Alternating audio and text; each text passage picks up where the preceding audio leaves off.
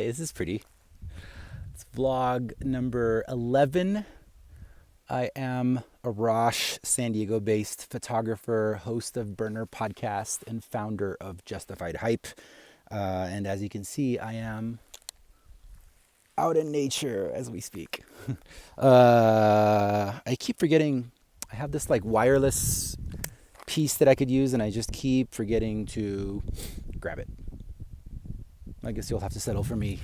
You can't see, it looks like I'm hunching over in this video, but I'm actually like kind of like chilling here, captain style, which is nice. What can I tell you, my friends? The past 24 hours have made me think about boundaries a little bit. And it's been interesting. You know what? I could bring this up so that my head's not cut off. How's that? It's been a little bit about boundaries. Not just like actual ones that we're trying to enforce, but a lot of it is, in my experience, an overwhelming majority of it is actually stuff that's in our own heads. It's things we've created, because as I've gotten better about demanding my boundaries be respected, I have observed other people struggling with how to convey things like that. And one of the very interesting things that happens when you get on this particular path that I'm on right now, it's hard to articulate and explain because it's not linear, but I guess the best way to describe it is like being your own brand. As an artist, I mean, as a professional artist, I am my own brand. Simply sharing with you my own personal stories, like I'm doing right here, is a part of my my marketing budget, if that makes sense. Instead of like clocking into work and then clocking off and like promoting a very specific project with a logo and this and that, I am the project. My face is the logo, and it's like this with any artist, really. There are definitely artists out there who've done a stronger job of like branding themselves as a separate entity almost and have like the logo thing. But I guess a big way to describe it is this kind of like it's very common with photographers to simply be freelance photographers that are gig photographers, right? Like with a company named like San Diego Photography Productions or something like that, right? Like it's not necessarily high art that they're after, but like they do legitimately like geek out from creating interesting imagery, and that becomes the job, and then they have their own sort of artistic projects on the side that they follow through with. For me, I tried that for a little bit and I found it too constraining, so I decided to just let loose more and fully continue following my path as an artist. I am an artist that happens to take photos.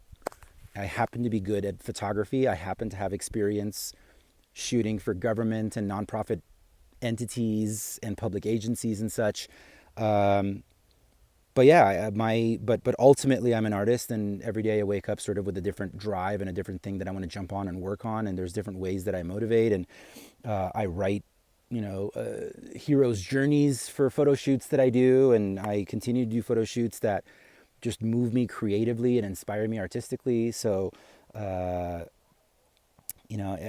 I've had interactions and conversations with other photographers and video production people that I work with who have commented that without it ever coming up, that they're like, oh yeah, we're business people who happen to have gotten into the business of taking photos.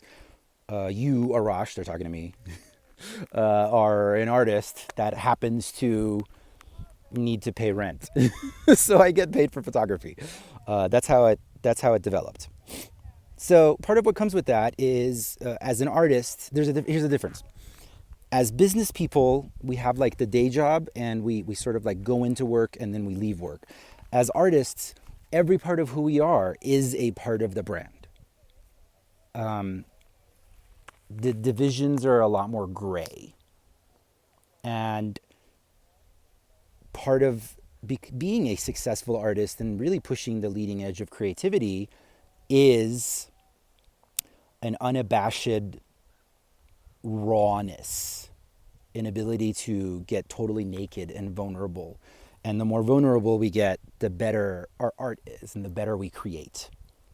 So so I guess like that's the long roundabout way of sort of explaining part of what happens is that I do these videos, for example, and they're just like very honest descriptions of what's going on in my day and what's going on in my head and in my heart.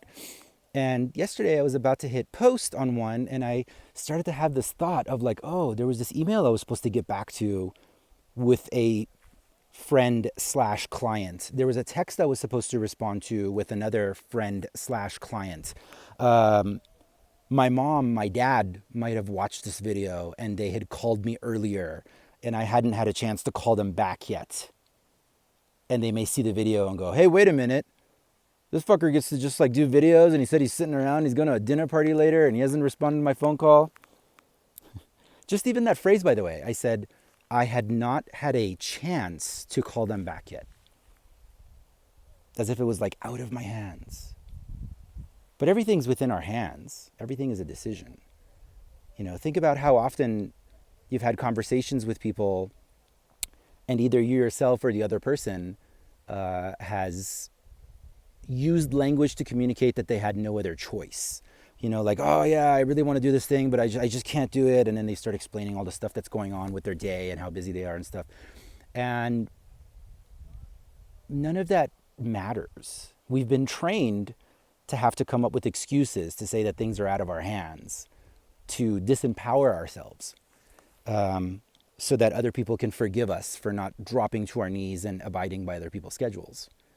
But ultimately, that's not our job. It's not our job. It's not my job to know what's going on in another person's life. I am legitimately making the strongest efforts that I can to respond to people in the most timely manner. And when I do, by the way, this is the important part for me personally. This is important to me. I make it a point so that when we're communicating, you have my absolute attention. Which is one of the reasons, like when I sit down for like a meeting or to have dinner with somebody, I put my phone on airplane mode. You have my absolute attention. And if there is any doubts in your mind that I am not doing my absolute best to get back to you as soon as possible, then that means, you know, that we may not have like a really great relationship to begin with, and we probably shouldn't be working together anyway. I know this is a little bit similar to some of the stuff that I was touching on yesterday, but it just like it popped up because I was having some interactions with like family and friends that happened to overlap with my day's schedule plans. And everything, by the way, can't stress enough, everything 100% works out. It continues to work out. It absolutely worked out. And that has happened because I've gotten really good at like laying out my boundaries. And because I do feel really good about having strong boundaries and about being very honest with everybody in my life, when a hiccup does come up, there is zero hesitation about laying it out for them and having an immediate communication. I had an email interaction with, one of those interactions yesterday was with a friend slash client who I'll be working with in this coming week. This is totally by coincidence. We had missed each other a bunch of times on our phone calls a few weeks ago. And then we were doing like an email back and forth over the past like couple of weeks, over the past week about like getting moving on this project. And it just totally happened that by coincidence, I got mixed up in my head about some of our email exchanges and I thought that I'd gotten back to him. And anyway, it was dragging on a lot longer than it needed to, is what happened. And part of it was absolutely my fault, is because I lost track of the email exchanges I was having with him versus another person and another person. And I thought we needed more time. So anyway, the point is, when this friend brought it to my awareness that we were dragging on a little bit and like, hey, let's get moving, I read the email and I immediately was like, oh yeah, you're right. Why are we dragging this on longer than we need to be? I was totally projecting onto you all kinds of project scheduling needs that I have with other clients. And it was totally like, you know, ships crossing in the night situation. And it was really like, it was not a big deal at all. So I immediately responded and we immediately jumped on it and everything, of course, worked out. And the point being that I had, because I'd been able to successfully set strong boundaries with other people in my life, and I've gotten into this much more confident and better place about how to communicate where I'm at, and to be able to focus my attention and energy. It made it so that when the tiniest speed bump popped up, it was really easy to fix it. Does that make sense? Because I feel like there was a time, I don't know, 3 years ago, 4 years ago, where a situation like that might have popped up and it might have been a little bit more stressful. And I was just kind of laughing about how like hilariously not stressful it was. I didn't feel anxious that, oh no, I let somebody down. I didn't feel anxious like, oh no, I'm not professional enough and I didn't jump on this thing. There was an immediate clarity of like, oh yeah, I have good boundaries with everybody. Oh, a hiccup happened with this one person. Instead of being passive aggressive, I can immediately jump on it and fix it. And there's no love lost, no frustration, nothing. In and out. And it was really nice. It was really nice to have that moment and that experience. Projects moving forward, feel good about it. All kinds of projects are moving forward. I've suddenly gotten really busy. It's been nice. So anyway, out in nature, having a little hike right now. Another important factor, an interesting thing. Some part of me used to have anxiety about showing that I'm out here in nature, not sitting at my desk working, even though there are absolutely projects that need to get done. And yeah, tough shit. This is my me time. I need to go refill my cup. I like to refill my cup. Doesn't even need to be a need word. This is what I want to do with my life. This is what makes me better as a human being that you want to hang out with. This makes me better as an artist. Coming out here and having this time to myself, this is a part of my work. This is a part of my brand.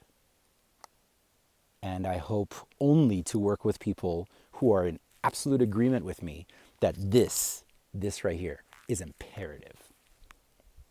Anyway, I still don't have a sign off. Michelle, I promise you I'm working on it, on getting a good sign off because she's waiting to hear what mine's going to be so she can get inspiration for her own.